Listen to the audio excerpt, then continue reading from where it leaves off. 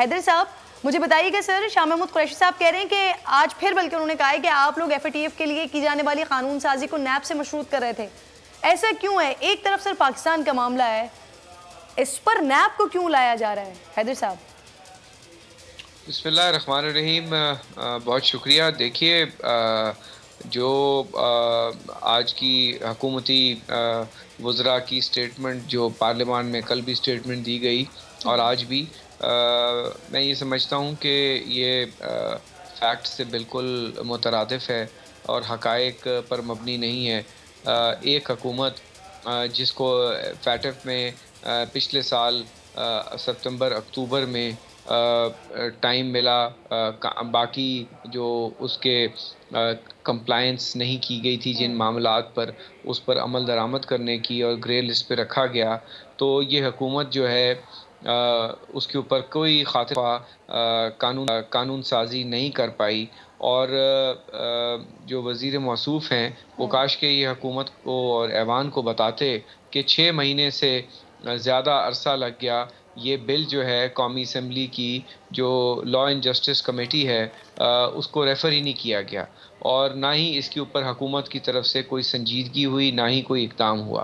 अब जब deadline sir पे आ गई और हमेशा की तरह जो इस हुकूमत की कारस्तानियाँ हैं, ये सोई हुई हुकूमत, इनको एहसास हुआ कि हमने तो कोई काम नहीं किया, तो इन्होंने ये फैटफ की लेजिस्लेशन रातों रात सेशन बुलाकर और ऐवान में लाने की कोशिश की और बुलडोज़ करने की कोशिश की और साथ ही नैब के कानून में वो तरामीम लाने की कोशिश की जिसकी कोशिश दिसंबर 31, 2019 में एक ऑर्डिनेंस के ज़रिए की गई थी। ऑपोजिशन का तब भी ये मौक़िफ़ था कि लेजिस्लेशन जो है वो पार्लियामान की स्टैंडिंग कमेटीज़ में जानी चाहिए, वहाँ डिबेट होके कंसेंसस इवॉल्व होके पार्लियामेंट में आना चाहिए। लेकिन इस हुकूमत को पार्लियामान के नाम से शायद एलर्जी है।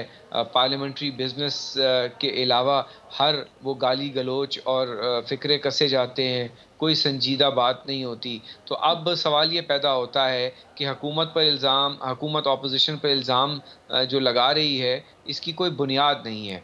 अगर हुकूमत को फैटफ का इतना ही दर्द था, फैटफ की इतनी ही परेशानी थी और इमरजेंसी थी और ऑपोजिशन ने किसी स्टेज पे भी, जहां पाकिस्तान की सालमियत, जहां पाकिस्तान की इकनॉमिक सॉवरेनिटी, जहां पाकिस्तान की नेशनल सिक्योरिटी का मामला हो, हमेशा हुकूमत से ताउन किया है।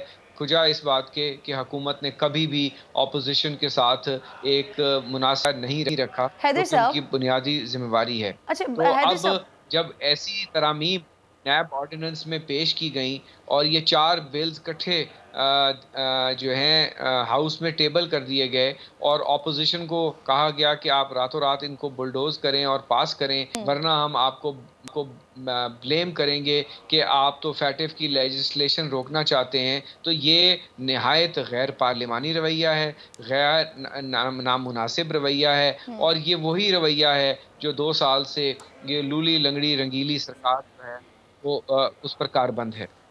बिल्कुल गलत बात है। मैं इसको कंडेम भी करता हूँ और ये हकाइक पे बिल्कुल एग्जैक्टली सर, मैं यही आपसे रही हूँ कि जो तरामीम हुई हैं सर, उस पर आपको एतराज़ है क्या? क्योंकि शायद खाकान अब्बासी साहब का भी स्टेटमेंट रिकॉर्ड पर पड़ा है, कल वो कह रहे हैं कि इंसदादी दहशतगर्दी के कानून में ख़तरनाक तरमीम है। क्या है सर ऐसा उसमें? देखिए, बहुत शदीद किस्म की मूवमेंट है, रिस्ट्रिक्शंस हैं, लोगों की सिविल लिबर्टीज़ और human rights and fundamental rights को यूज़र्व किया जा रहा है और कोई शख्स एक शहर से दूसरे शहर थोड़े से फॉरेन करेंसी 500, 1000, $2000 भी नहीं ले जा सकेगा।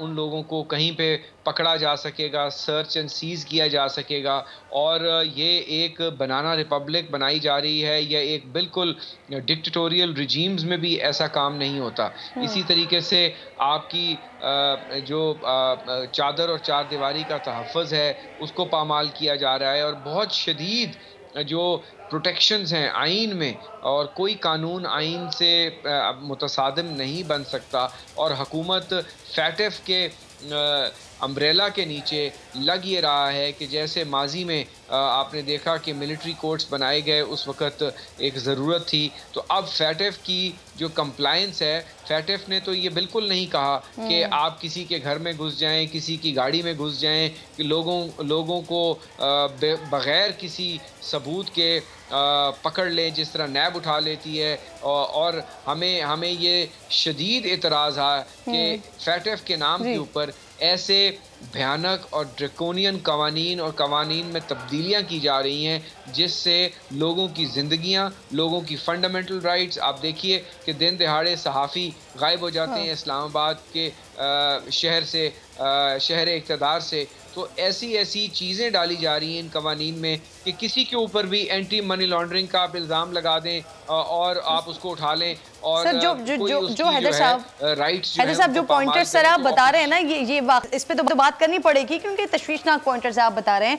अनवर मंसूर साहब साबिक अटॉर्नी जनरल हैं, कानून को बहुत अच्छे तरीके से जानते हैं, तो वो इस बात का बेहतर खुशामदीद कहूंगी आपको प्रोग्राम में। हैदर साहब की आपने बात सुनी होगी, अपोजिशन का यही मौक़िफ़ है सर, ये जो नैप माफ़ कीजिएगा, जो कानून में तरमीम की गई है, इंसदादी दहशतगर्दी का एक्ट की जो बात की गई है, इसमें इस तरह के पॉइंटर्स हैं जो इंसानों के लिए, पाकिस्तानी की आवाम के लिए ख़तरनाक हो सकते हैं। सर ऐसा क्या है आम पाकिस्तानी को इस कानून से, ऐसे कौन से खतरात लायक हैं जिसकी जानिब इशारा कर रही है ऑपोजिशन? अनवर साहब, ये बहुत बहुत शुक्रिया आपका।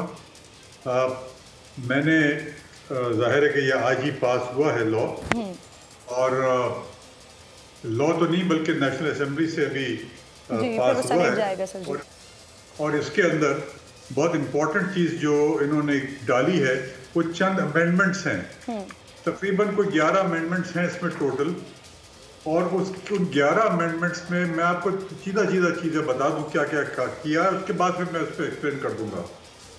एक तो उन्होंने ये कहा है कि जो शख्स प्रोस्क्राइब हो जाए टेररिस्ट एक्ट के तहत, प्रोस्क्रिप्शन 11EE के अंदर आता है, और अगर वो प्रोस्क्राइब हो जाए तो उस सूरत में उस शख्स को कोई लोन नहीं देगा, कोई क्रेडिट कार्ड नहीं देगा, कोई फाइनेंशियल फैसिलिटी नहीं देगा। ये पहला एक अमेंडमेंट है। दूसरा अमेंडमेंट ये है कि अगर वो शख्स या वो इदारा प्रोस्क्रिप्शन में आ जाए तो प्रोस्क्रिप्शन के बाद उसका जितने लाइसेंसेस आर्म्स के होंगे वो उसके कैंसिल हो जाएंगे। प्रोस्क्रिप्शन का मैं जरा से एक्सप्लेन कर दूं। प्रोस्क्रिप्शन जो है वो ये नहीं होता कि आपने खड़े खड़े किसी को भी प्रोस्क्राइब कर दिया। प्रोस्क्रिप्शन का एक पूरा प्रोसेस होता है। प्रोसेस ये होता है कि पहले उसको रखा जाता है, उसके अंदर सेक्शन 11 के तहत उसको नज़र में रखा जाता है, उसको नोटिस दिया जाता है कि आप नज़र में रखे हुए हैं, आपको रखा हुआ है गवर्नमेंट ने। और उसके बाद अगर उसकी कोई गैर कानूनी एक्टिविटी होती है तो उस सूरत में उसको प्रोस्क्रिप्शन करके और फिर उसको ये कहा जाता है कि आप अपनी वजाहत कर दीजिए, और उसके बाद उसका नोटिफिकेशन हो जाता है। ये प्रोस्क्रिप्शन का है।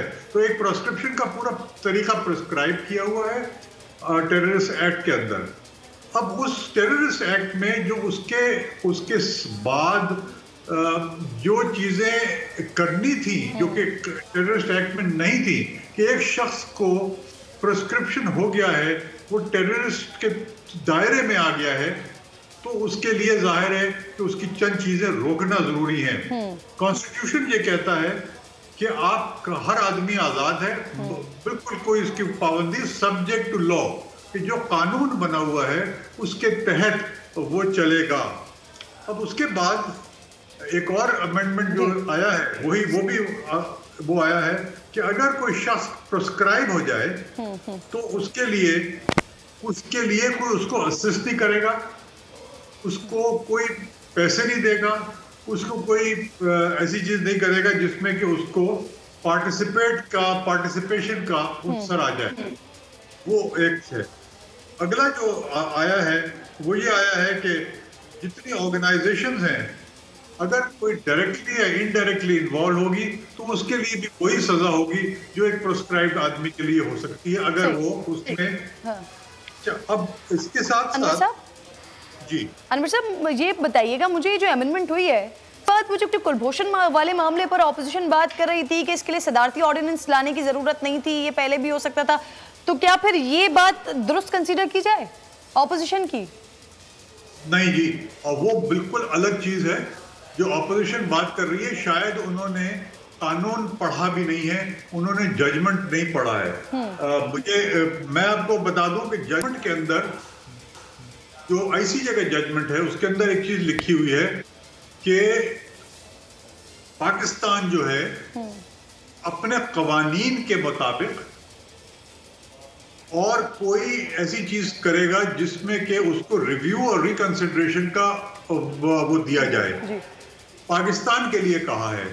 जब पाकिस्तान के लिए कहा है इसका मतलब ये है कि अगर कानून नहीं है तो उसमें ये लिखा है कि अगर ये इसका कानून नहीं है रिव्यू और रिकंसिडरेशन का, ऐसे शख्स के लिए जो वियना कन्वेंशन के तहत आ रहा है, कॉन्स्टिट्यूशन के तहत नहीं बल्कि वियना कन्वेंशन के तहत आ रहा है, तो उस सूरत में उसके लिए कानून भी आप बना सकते हैं। ये जजमेंट के अंदर लिखा हुआ है। अब आर्टिकल 199 के ऊपर कहते हैं कि ये उसके तहत ये कर सकते थे। हाँ, अगर वो सिटीजन ऑफ पाकिस्तान होते या वो पाकिस्तान में मुस्तकिल मुकीम होते वीजा के साथ, तो उनके पास ये इख्तियार था कि 199 में जाके कर सकते हैं। मगर यहां पर ये एक स्पाई है, एक इंडियन नेशनल है जो वीजा के बगैर पाकिस्तान में आए हैं। वो जो है वो कंट्रोल होता है वियना कन्वेंशन के तहत, जिसको वीसीसीआर कहते हैं। और जब उसके तहत कंट्रोल होता है तो उसके राइट्स उसमें डिटरमिन हुए हैं, उसके फंडामेंटल राइट्स उसमें दिए हुए हैं, और उसके अंदर जो चीजें कही गई हैं वो कॉन्स्टिट्यूशन से बिल्कुल मुख्तलिफ हैं। इसलिए उसके उस पर्टिकुलर कानून के लिए, उस पर्टिकुलर कन्वेंशन के लिए एक कानून बनाना जरूरी था। इसीलिए उन्होंने एक कानून बनाया जो कि बड़ा मुनासिब है, और उसके अंदर सिर्फ इतना कहा गया है कि वो रिव्यू और रिकंसिडरेशन कर सकता है, और इसका कोई काम नहीं है और वो कहाँ करेगा, वो हाई कोर्ट में करेगा। तो ये इसका मतलब ये है कि उसको सिर्फ इतनी जो आईसीजे ने जो कहा है उसका अमल करने का तरीका बना दिया है, इसके अलावा उसका कोई मकसद नहीं है। दुरुस्त, बहुत बहुत शुक्रिया अनवर साहब, आप प्रोग्राम में साथ मौजूद थे। सर आप लोगों को जो एतराज़ात थे, सर मुझे बताएं कि जो ये कानून साजी जो हो रही है कि सिर्फ पाकिस्तान में बन रहे हैं ऐसे कानून, सिर्फ फैटफ के लिए ऐसे कानून साजी किसी और ममालिक में नहीं होती क्या? देखिए, FATF का जो है रिक्वायरमेंट्स हैं और एक फ्रेमवर्क है, लेकिन उस फ्रेमवर्क की इम्प्लीमेंटेशन हर मुल्क ने अपने कानून के मुताबिक करनी है।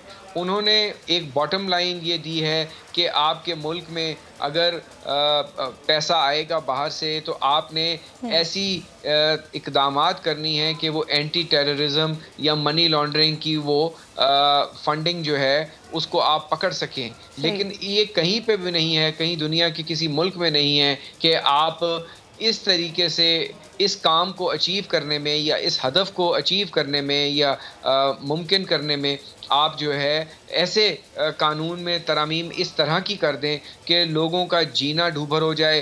हर घर जो है वो एक डिक्टेटर और आमरियत की उसमें से बू आए, और हर घर में लोग, हर गाड़ी में, हर दफ्तर में लोग जो हैं पहले ही खौफ के तले दबे हुए हैं। पहले इन्होंने नैब से पूरे पाकिस्तान की बिजनेस कम्युनिटी को और ब्यूरोक्रेट्स को डराया, अब मिन्नतें कर रहे हैं कि कानून में तरमीम की जाए, लोग इन्वेस्ट करें। तो आप अपने मुल्क में एक तरफ इन्वेस्टमेंट को दावत दे रहे हैं लोकल और फॉरेन को कि इस मुल्क में पैसा लगाएं, और दूसरी तरफ एंटी मनी लॉन्ड्री और जो है एंटी टेरर। बिल्कुल ठीक है।